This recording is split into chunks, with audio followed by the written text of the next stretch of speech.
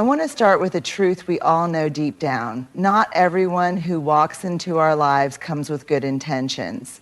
Some people, whether out of their own wounds, insecurities, or just a need for power, will do everything they can to chip away at your confidence, your relationships, and your ability to trust yourself. So how do you know when someone in your life is working against you instead of for you? How do you recognize the person who doesn't just want to hurt you in the heat of the moment, but wants to dismantle you piece by piece? I want you to imagine standing in a room with the lights off. It's pitch black. You can't see the furniture, the doorway, or what's in front of you. You move slowly, cautiously, arms stretched out to feel your way forward, hoping you don't run into something sharp, something that might hurt you. Now, imagine someone standing in that same room, but with night vision goggles on. They see everything, every obstacle, every hazard, every weakness. And if their intention isn't to guide you safely, but to watch you struggle, to make sure you trip, to use your blindness against you, then they have the advantage. This is what it feels like when you're unaware of the people in your life who don't have your best interests at heart. Awareness is the difference between being at their mercy and taking back your power. When you become aware, you start noticing patterns. You recognize when someone's words don't match their actions. You feel the tension in conversations where they try to plant doubt in your mind. You catch the subtle ways they try to control you, not through force, but through suggestion, through guilt, through manipulation disguised as care. And here's the most powerful thing about awareness. Once you see something clearly, you can't unsee it. Think about the times in your life when you ignored that gut feeling. Maybe you told yourself, they didn't mean it like that. I'm just overthinking.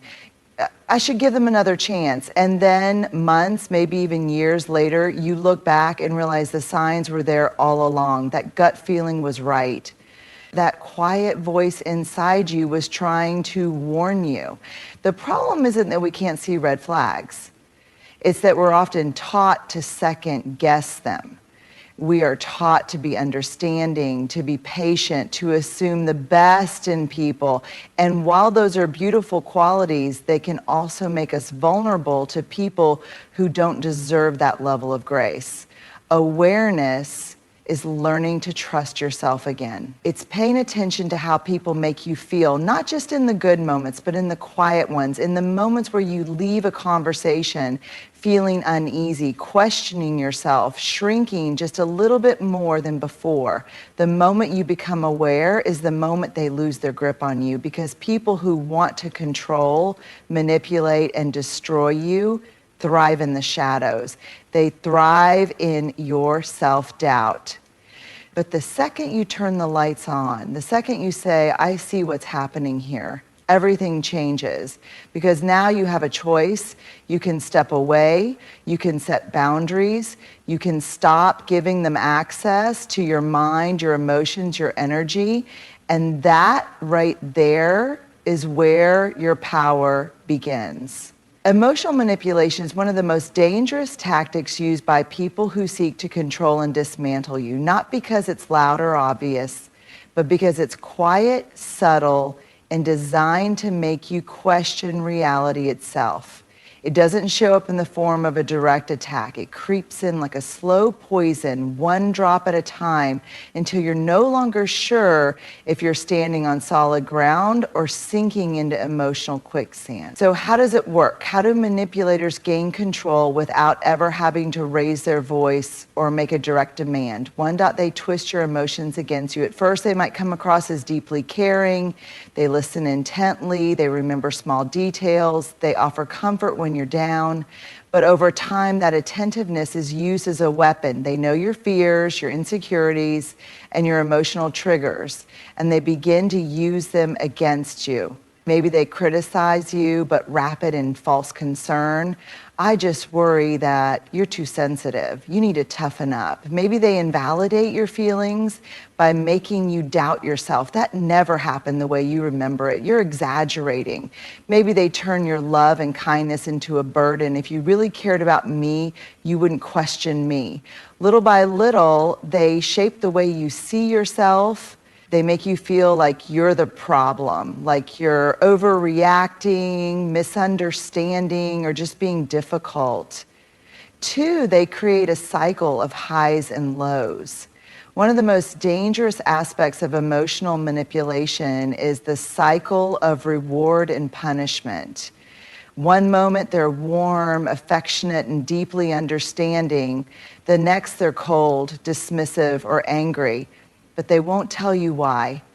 You're left scrambling, trying to figure out what you did wrong, trying to get back to the version of them that was kind, loving, and supportive. And when they finally do give you a glimpse of that warmth again, it feels like a relief. You tell yourself, see, they do care about me. But that moment never lasts. And the cycle repeats. This isn't love, this isn't friendship, this isn't support, this is control. And the worst part, it's intentional. They keep you emotionally off balance so that you never feel secure. Because when you don't feel secure, you're more likely to stay, to try harder, to prove your worth. 3, they make you feel guilty for having boundaries.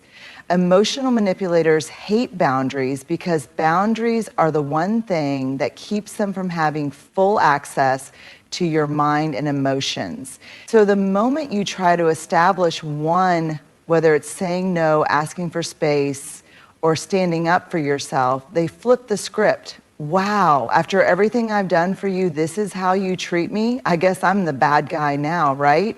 You've really changed. You never used to be like this. And suddenly, you're the one apologizing. You're the one feeling guilty. You're the one questioning whether you're being too harsh, too demanding, too selfish. But let me be clear, setting boundaries is not selfish. Protecting your peace is not selfish. Saying no to manipulation is not selfish. The person who truly cares about you won't try to make you feel bad for doing what's best for you for themselves. They make themselves the victim. No matter what happens, no matter how much harm they cause, an emotional manipulator will always find a way to make themselves the victim. You call them out for hurting you, suddenly they're the one who's hurt because of how you confronted them. You distance yourself because their presence drains you.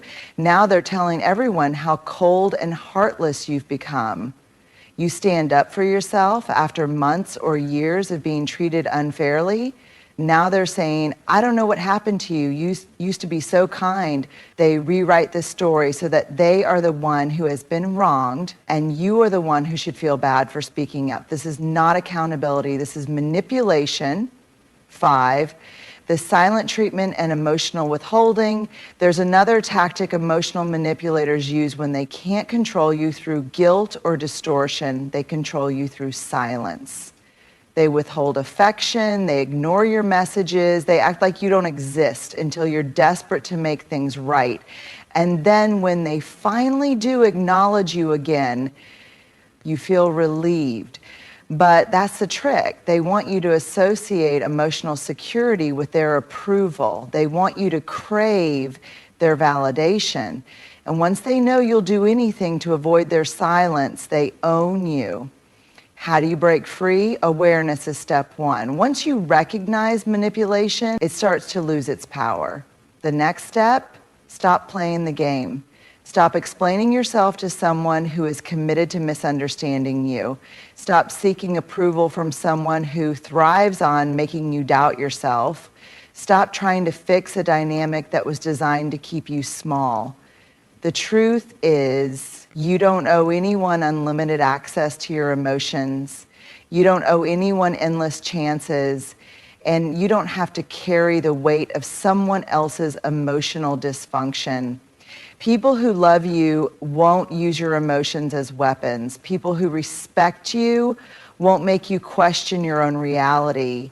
And people who truly value you will never, ever need to manipulate you to keep you close. You deserve better. And the moment you decide to walk away, to stop explaining, to stop justifying, to stop playing their game, you win. Self-worth is like the foundation of a house. When it's strong, everything built on top of it, your confidence, your relationships, your decisions, stands tall. But when someone deliberately chips away at it, little by little, that foundation weakens. And before you even realize what's happening, your sense of self is no longer solid ground, it's rubble. And that's exactly how people who seek to destroy you operate. They don't launch full-scale attacks on your confidence overnight. They don't tell you in one day that you're worthless, incapable, or undeserving. No, they do it in pieces. They wear you down bit by bit until one day you're standing in front of the mirror and they didn't mean it that way. I'm overthinking. But then it keeps happening. Over time, these tiny moments accumulate. They settle into your subconscious, and one day you start second-guessing yourself in ways you never used to. You hesitate before speaking up. You doubt whether your ideas are good enough. You stop wearing the things that make you feel good. You stop pursuing the dreams you once believed in, not because you suddenly lost all your talents, intelligence, or beauty, but because someone carefully, strategically, and persistently made you question them. 2, they redefine your identity. For you, at the core of self-worth is self-perception, how you see yourself. And manipulators know that if they can control that, they can control everything. So they start shifting the narrative about who you are. You're not ambitious. You're unrealistic. You're not strong-willed. You're difficult, you're not passionate, you're too emotional, you're not independent, you're selfish. And the more they repeat it, the more you absorb it. Because let's be honest, when someone you care about keeps defining you in a certain way, a part of you starts to believe them. You start to reshape yourself around their perception, even if it's completely false. And that's exactly what they want, because the more they can distort your self-picture, the more control they have over your choices, your confidence, and your willingness to challenge them. 3, they condition you to seek their approval. One of the most dangerous tactics in the erosion of self-worth is conditioning. They create a system where your value is no longer something you define, it's something they get to decide. When they approve of you, they reward you with kindness, attention, and affection. When they disapprove, they withdraw, criticize, or belittle. And without realizing it, you start shaping your behavior around their approval. You stop saying things that might upset them. You avoid choices that might make them uncomfortable. You start prioritizing their opinions over your own, not because you don't have your own voice, but because every time you use it, it feels like you're risking something: love, connection, peace. And eventually you start believing that keeping them happy is more important than being yourself. 4, they make you dependent on their validation. At first, you might have been someone who didn't need external validation. You made decisions with confidence, trusted your instincts, and knew your worth. But over time, they train you to depend on their opinion to feel okay about yourself. They dismiss your ideas until you start asking for their input on everything. They criticize your choices until you're too afraid to make them on your own. They mock your emotions until you start wondering if your feelings are even valid. And suddenly you find yourself waiting for them to tell you who you are, what you should do, and whether you're enough. That's not love, that's not friendship, that's control. 5. Jung knows the normalized disrespect. When your self-worth is intact, disrespect is non-negotiable. You walk away from people who belittle you, dismiss your feelings, or treat you as less than. But when someone erodes that self-worth, they shift your standards. They make mistreatment feel normal. The first time they insult you, they say they were joking. The first time they ignore your feelings, they say You're being too sensitive. The first time they lie, they say it was for your own good. And little by little, you start accepting behavior you never would have tolerated before. Because when they've spent months or years convincing you that you're not that special, not that smart, not that lovable, you start to believe that maybe you don't deserve better. That is how they win. How do you rebuild your self-worth? The good news, what was broken can be rebuilt. Here's the truth. The person you were before they tried to tear you down, that person is still in there. Maybe quieter, maybe bruised, but not gone. The first step is recognizing the lies they made you believe. The second step is rejecting them. And the third step, the hardest step, is choosing yourself again. You stop waiting for their approval. You stop explaining yourself to people committed to misunderstanding you. You remind yourself of who you were before they tried to shrink you, and you take up space again. You are not too much. You are not too sensitive. You are not unworthy. You are enough exactly as you are. And the moment you decide to believe that again, the moment you decide to reclaim yourself, they lose. Imagine you're in a room filled with people who love and support you. They remind you who you are. They validate your feelings. They hold you accountable when necessary, but they never try to break you. They lift you up when you're struggling and when you're doubting yourself. They remind you of your strength. Now, imagine someone slowly leading you away from that room. At first, it's subtle. They convince you to spend less time with certain people, to avoid certain conversations, to rethink your relationships. Maybe they make you feel guilty for wanting to be around others, or they plant seeds of doubt about the people you trust most. And before you know it, you turn around and realize you're standing in an empty room, completely alone. This is how isolation works. This is how they trap you. Because here's the truth. Someone who wants to control you cannot afford for you to have a strong support system. They cannot risk you having people in your life who remind you of your worth, who see through their manipulation, who might encourage you to leave. So they take your relationships, your friendships, your family ties, your community, and they break them down piece by piece. And they do it so slowly, so carefully that by the time you notice, the damage is already done. One, they sow doubt about your closest relationships. The first step in isolating you isn't physically pulling you away from people, it's making you question them. Have you ever noticed how jealous your best friend is of you? Your family never really supports you. I don't think they actually want what's best for you. I just get a weird vibe from them. I don't think they like me. And that's a red flag. At first, they disguise it as concern. They pretend they're just looking out for you, that they're only pointing things out because they care. And you might even start to wonder, are they right? Have I been blind to these things? But the truth is, this isn't about protecting you.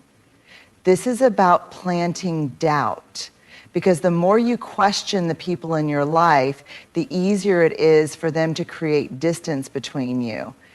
Two, they make themselves your only safe space. Once they've made you suspicious of the people who actually care about you, they position themselves as the only person who truly understands you. I'm the only one who really knows you. No one else sees how amazing you are like I do. I just want to protect you from people who don't appreciate you. And at first it feels good. Who doesn't want to be with someone who makes them feel special, valued, irreplaceable? But what's actually happening is that they are cutting you off from everyone else.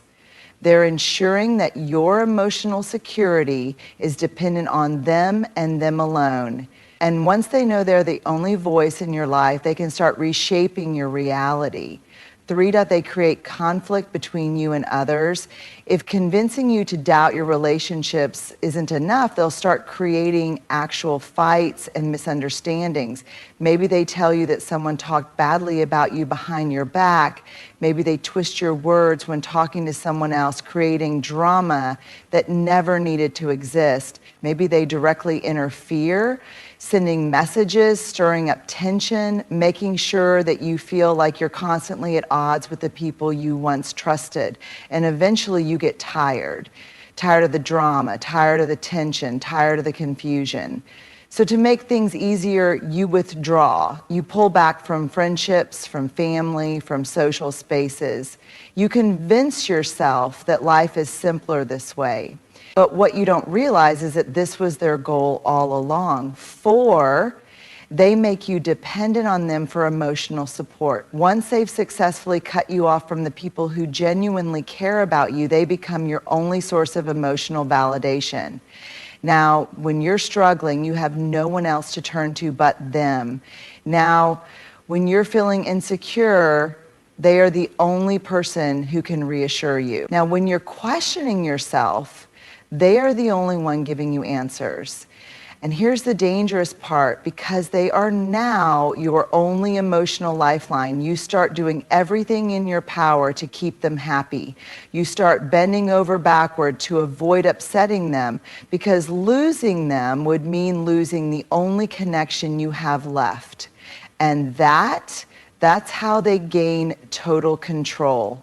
5, they make you afraid to reach out for help, even if you realize what's happening, even if deep down you know you need to reconnect with the people who love you. They make you afraid to do so. They convince you that no one will understand, that it's too late to rebuild those relationships, that people will judge you for staying with them so long. And so you stay, not because you want to, not because you don't feel the loneliness creeping in, but because they have made the outside world feel like a place you no longer belong. How do you break free? The first step is recognizing what has happened. If you look around and realize that you've lost connection with the people who once mattered to you, ask yourself, did this distance happen naturally, or was it encouraged, manipulated, created by someone else? Then remind yourself that it is never too late to rebuild. The people who truly care about you, they never stop caring. They may be hurt, they may need time, but they are still there. And reaching out, sending that first message, making that first call, showing up again will always be worth it. And most importantly, you deserve relationships that don't require isolation. Real love does not ask you to shrink your circle. Real love does not demand that you cut off people who have been good to you. Real love does not make you feel alone. The moment you recognize that someone is using isolation as a weapon against you, you have already started to win. Because now you can take your power back, you can reclaim your space, your relationships, your support system.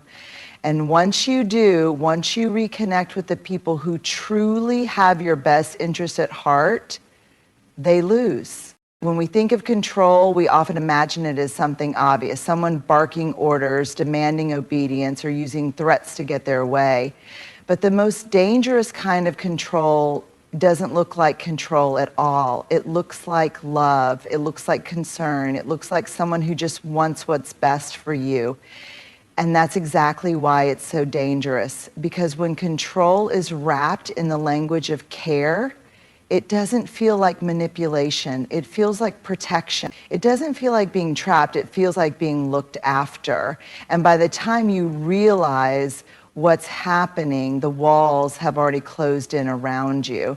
So how do you recognize it? How do you tell the difference between real care and control disguised as care? 1, they insist they know what's best for you. At first, it feels like guidance.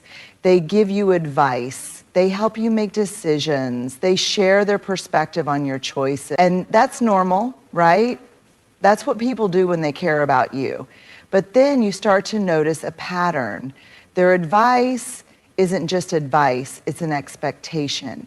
Their opinion isn't just an opinion, it's the only right answer. And when you make a different choice than the one they suggested, they don't just disagree, they make you feel like you've made a mistake. I just don't want to see you get hurt. I know you better than anyone, and I know this isn't right for you. If you would just listen to me, everything would be easier. What starts as guidance slowly turns into control, and before you know it, you're not making decisions for yourself anymore. You're just following their instructions, believing that they must know better than you do. 2, they make you feel guilty for your independence. Maybe they admired your strength, your ambition, your ability to take care of yourself. But as time goes on, they start to make you feel bad for doing things on your own. Why do you always have to be so independent? I just wish you needed me more. You don't have to do everything by yourself, you know? And suddenly what was once a strength is now framed as a problem. Suddenly making decisions without their input feels wrong. Suddenly being in a job is right for you. I'd rather you do something safer. I don't think those friends are good for you. You should spend more time with me instead. I don't think you should wear that. It doesn't suit you. And before you realize it, your choices are no longer yours. They've been replaced by what they want, what they think is best, what makes them comfortable. And the worst part, you didn't even notice it happening because they never demanded it outright. They made it seem like care, like guidance, like love. For they keep you dependent on their approval. One of the most powerful ways to control someone is to make them crave your approval. At first, they shower you with praise when you do something they like. They tell you how proud they are, how much they love you, how much they appreciate you. And that feels good. It feels like validation, like security, like love. But then when you make a choice they don't like, the warmth disappears. They withdraw, they sulk, maybe they get passive aggressive, maybe they go silent.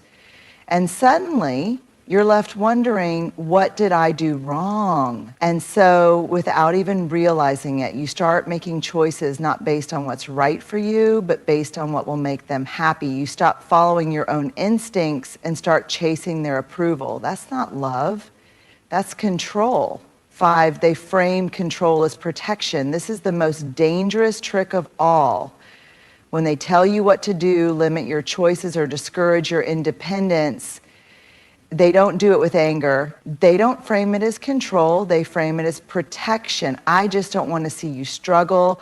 I worry about you too much. I need to know you're safe. I just love you so much. I can't bear to see you make the wrong decision. And so instead of resisting, instead of seeing it for what it is, you start to believe it. You start to see their control as love, their limitations as care, their restrictions as protection. And you begin to shrink, you begin to silence your own voice. You begin to lose yourself in the name of keeping them happy. How do you break free? The first step is recognizing the difference between real care and control disguised as care. Real care empowers you. Control disguised as care limits you. Real care respects your choices. Control disguised as care replaces them with its own. Real care gives you space to grow. Control disguised as care keeps you small. So ask yourself, do I feel like my choices are my own, or do I feel like I'm constantly seeking their approval? Do I feel supported in my independence, or do I feel guilty for wanting it? Do I feel free to be myself, or do I feel like I have to fit into what makes them comfortable? Because love should feel like freedom, not a cage. And the moment you recognize the difference, the moment you start making decisions for yourself again, their power over you begins to crumble. You do not owe anyone your obedience. You do not owe anyone control over your life. You do not owe anyone the right to shrink you under the disguise of love, because real love never asks you to surrender yourself. And the moment you decide to reclaim your choices, your voice, and your independence, they lose freedom. It's a word we all understand on the surface, but when it comes to our personal lives, our relationships, our choices, our sense of self, freedom can become more complicated. Because sometimes we don't even realize we've lost it.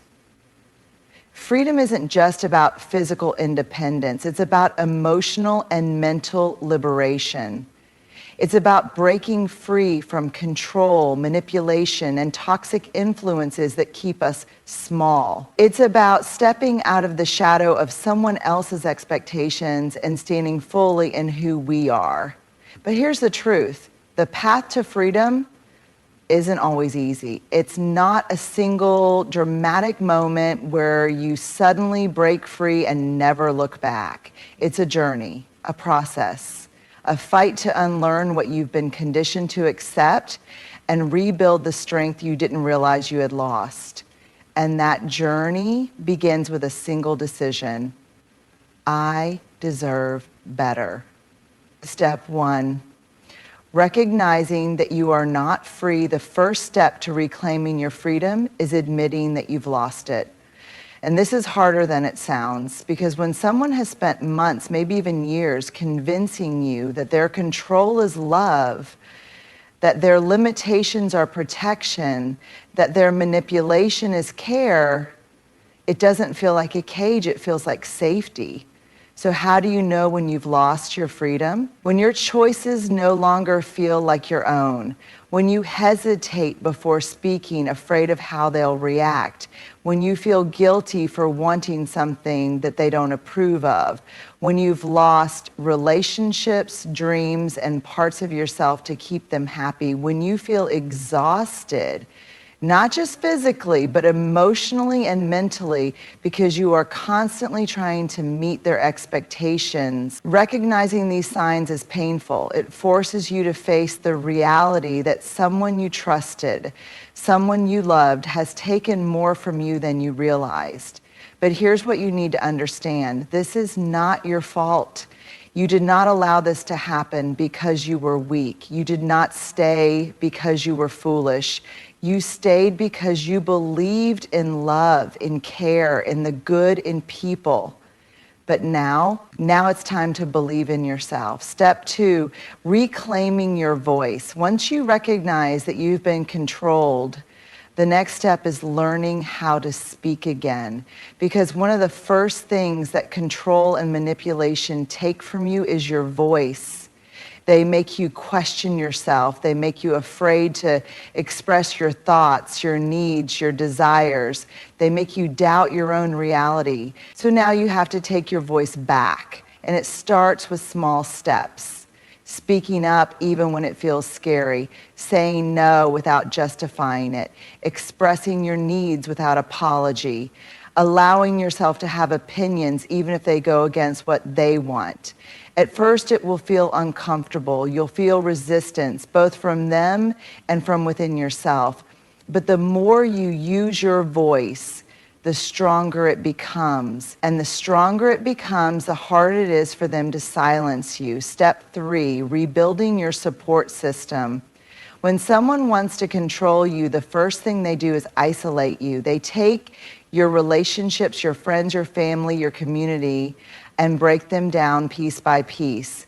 Because they know that if you have people around you who truly care about you, people who remind you of your worth, their control will start to slip.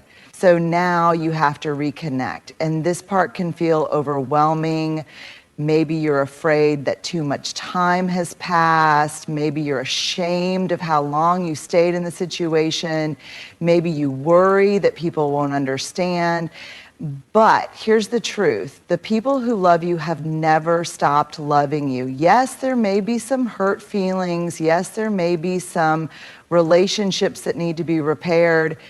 But if they truly care about you, they will be there. And when you start surrounding yourself with people who see you, who validate you, who remind you who you are, the grip of manipulation begins to loosen. Because now you're no longer fighting alone. Step 4, learning to trust yourself again. One of the most damaging effects of being controlled is that it makes you doubt yourself. You've been told for so long that your instincts are wrong, that your feelings are overreactions, that your choices aren't the right ones. And after a while, you start to believe it. So even when you finally break free, you may find yourself struggling to trust your own judgment. What if I'm wrong? What if I make another bad decision? What if I end up in the same situation again? These fears are valid, but they are also lies. Lies that were planted in your mind by someone who wanted to keep you doubting yourself. The truth is, you are capable, you are strong, you are wiser now than you were before, and the only way to rebuild that trust in yourself is to start making choices again, without fear, without guilt, without apology. At first, it will feel uncertain. But every time you make a choice and see that you were right, every time you listen to your intuition and realize it was guiding you in the right direction, your confidence will grow, and soon you will trust yourself more than you ever trusted them. Step 5, creating a life that belongs to you. Freedom isn't just about breaking away from control, it's about deciding what comes next. Because now you are not just leaving something behind, you are stepping into something new. A life that you couldn't live without them. But the moment you take your power back, the moment you say, no more, I deserve better, I choose myself, they lose. Because they can no longer reach you, they can no longer control you, they can no longer manipulate you into believing that their love was real love. And when you finally step into your own power, when you choose freedom over fear, when you reclaim everything they tried to take from you, you win. And this time, the life you build is yours and yours alone. Freedom is not something someone gives you, it's something you reclaim for yourself. It is a decision, a journey, and a promise to yourself that you will no longer live in someone else's shadow. That you will no longer shrink to make someone else comfortable.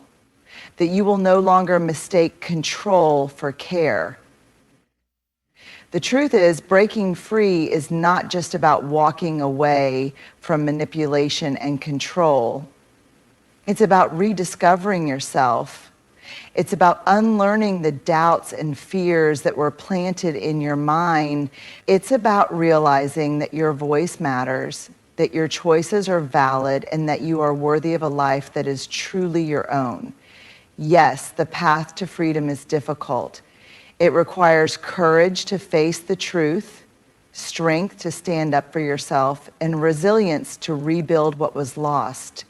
But the moment you decide that you deserve better, the moment you stop seeking permission to be yourself, the moment you choose to live on your own terms, that is the moment you win. Because real love does not silence you. Real love does not trap you. Real love does not demand that you shrink yourself to fit into someone else's version of who you should be. Real love, whether from others or from within, sets you free. So today, right now, choose yourself. Choose your voice, choose your future, and step boldly into the life that has always been waiting for you. The life where you are no longer controlled, no longer manipulated, no longer afraid. And a life where you are finally, completely, and unapologetically free.